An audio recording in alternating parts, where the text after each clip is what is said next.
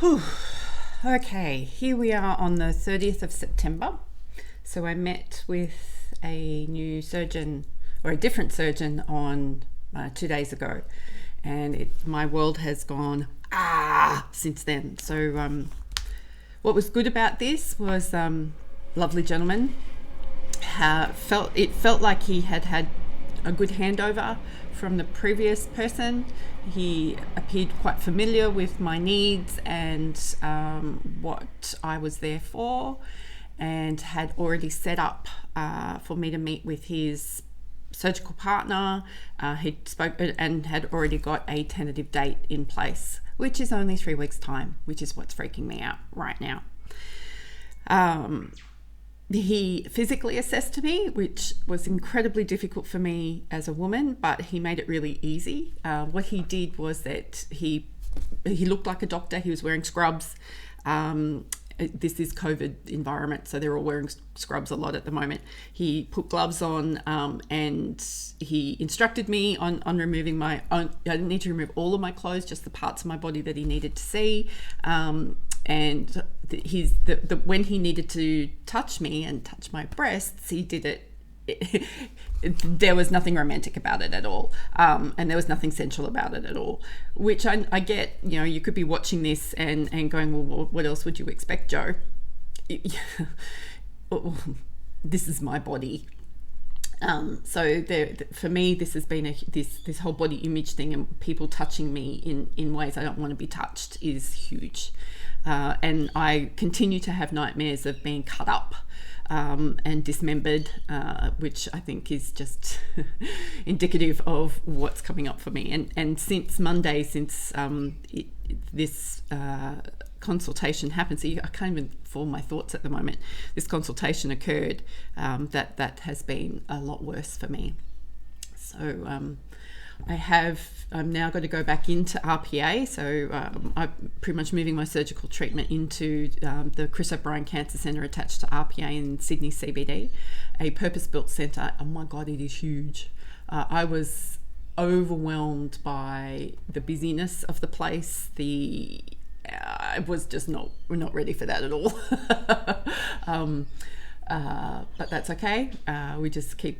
It is what it is. It's serving a massive population, and it's a purpose-built cancer centre. I should have, if I thought about it, which I didn't, because I'm just doing the next bit and the next thing and trying to contain my emotional responses and not fall apart right now.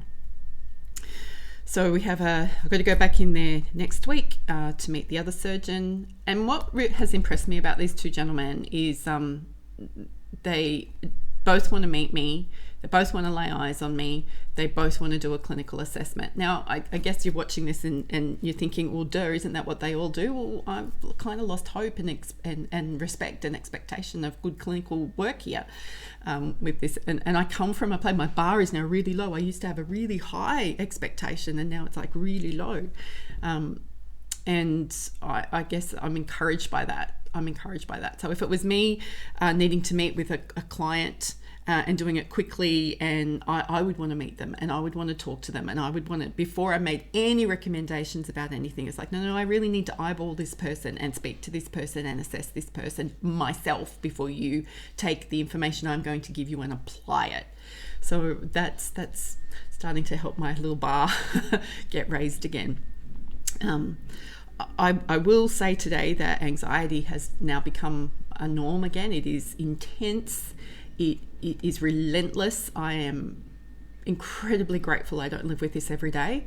I don't like it. It is paralyzing. It makes me thirsty. And I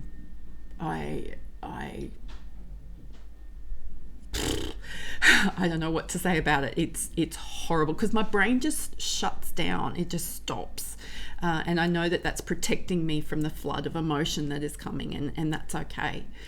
I'm now I'm now winding down my influence or my doingness in the business. I've got 3 weeks to make that happen, and that's feeling overwhelming.